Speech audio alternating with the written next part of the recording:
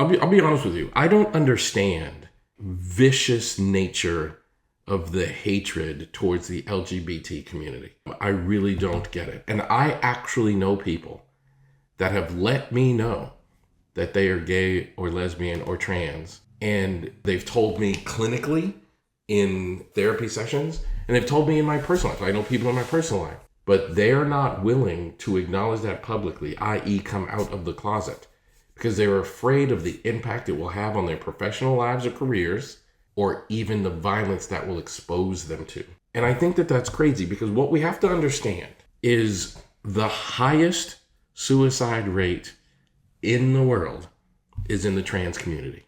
The youngest suicide rate in the world is in the trans community.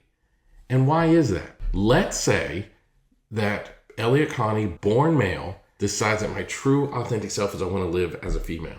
And I live in a world that wants to harm me for having that experience, wants to cause me injury or even death because that's my lived experience. Let's say I live in that world. And because of that, I hide my authentic experience. Simply that act, hiding your authentic experience, exposes you to being at a higher risk of suicide, because at the core of all of us is the desire for freedom.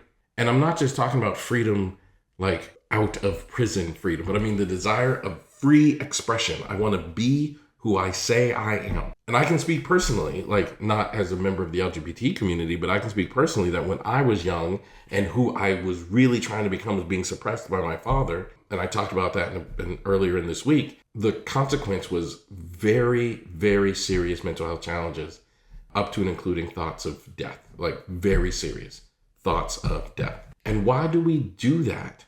Why not just let people be who they are?